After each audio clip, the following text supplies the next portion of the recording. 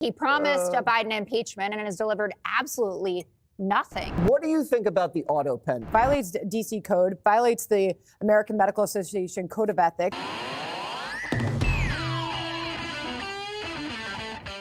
Let's jump into another episode of Fox News The Five, this time talking about MAGA's subpoena of the Biden doctor to come and testify before Congress, because this will definitely help Americans and definitely isn't political persecution. But if you can, leave us a like on the video. It helps us a bunch, gives us a boost in the algorithm, and it's the easiest and most free way to let us know you enjoy the content. And let's hop right into the discussion. You must be upset that Comer is in charge of another investigation because he's batting zero, right? He promised a Biden impeachment and has delivered absolutely nothing over the years. Well, instead we got a knockout blow at the debate. I'd take that also. That's saved not a lot Jim of time. Comer.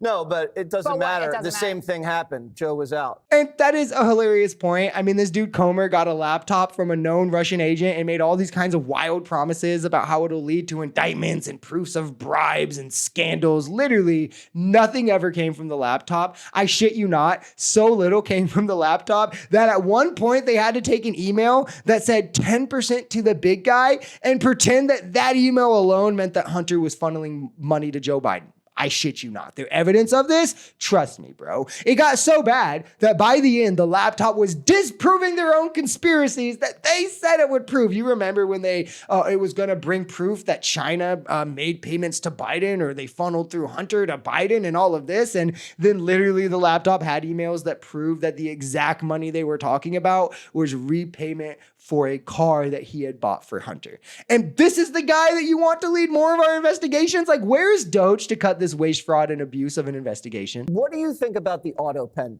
Donald Trump calls it the most salacious scandal in the history of the country. Well, I think that's bottom line what the American public is most concerned about. If they were not privy to the decline of President Biden, obviously, who is behind the autopen.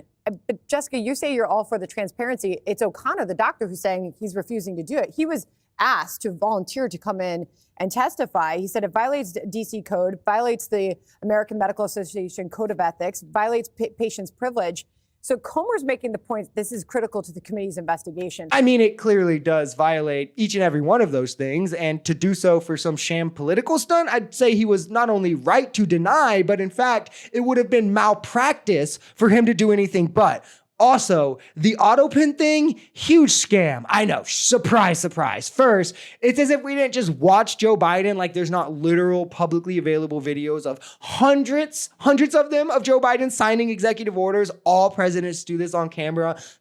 Literally, you could just look it up. You can watch Joe Biden do it. You can watch first Trump term do it. You can watch Obama do it, Bill Clinton, Bush, literally, right? Also, what these people are doing is they're just going into the Federal Register. They're looking at the executive orders that are put on file there, and they're seeing all these identical signatures from Joe Biden and thinking, well, oh my God, we uncovered a scandal. He has dementia. He couldn't sign these. They're all similar. That means he used the autopen for everyone because critical thinking, not really their strong suit, when in reality, the Federal Register just does this for all documents. So maybe if you see this for like Joe Biden's, maybe the first thought would be, well, okay, let me check any other president ever and see if this is just what they do for everyone. Skipped MAGA's mind completely. Because like, I mean, for one, here's a bunch of identical ones of Trump, but oh no, did I just uncover that Trump isn't the one running the country? Who is the one signing these documents? America deserves to know. The damage was done from it. The American public said there's absolutely no way we're going to be voting for him. So then we had a different candidate and she still didn't end up winning. And the majority of Americans think he was much too old to do this. And we should hear from this doctor. I like the idea of having a policy that there have to be, twice annual press conferences from the White House physician and tell us what's going on there, and any specialists. I think that everyone should sign on to that, including President Trump. Can we just sit back for a moment and realize the groupthink phenomena that is happening right now, to where enough of MAGA have convinced themselves that Biden has dementia, a completely unsubstantiated claim, that they think a medically trained doctor, the person who actually knows what they're talking about, telling them they're wrong, has to be lying. Like, That is how far gone these people are in their conspiracies. Like, we litigated whether the American people thought Biden was fit to run. He clearly was. Like, the American people clearly thought that he wasn't fit enough to run. He absolutely should have stepped down. I pushed for him to step down. I think we all thought, whether it's publicly or behind the scenes, he probably should have stepped down. But there's no crime in him not. And the American people elected him in 2020, knowing that he would be that old by the end of his term. And I mean, whether, obviously, I don't think most people think anything outside of, whoa, my family, Democrat or Republican when they vote. But you should also know, obviously, the cognitive decline that's going to come with being of that age. But the jump from he was old and had cognitive decline and America decided, yeah, we don't want him anymore to run again, to he wasn't able to run the country for the entirety of his 4 years or just the last year or whatever time frame you want to put on it.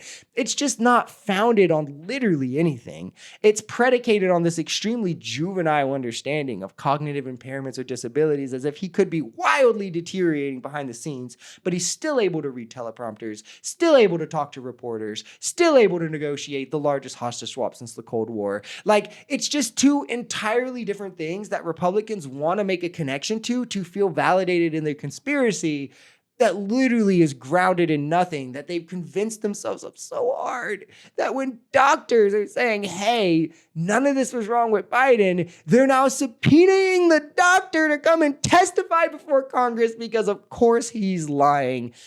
None of them doctors, by the way, none of them any experience. But merit is also what matters and what we should be focusing on when hiring people and listening to them, and merit over everything else.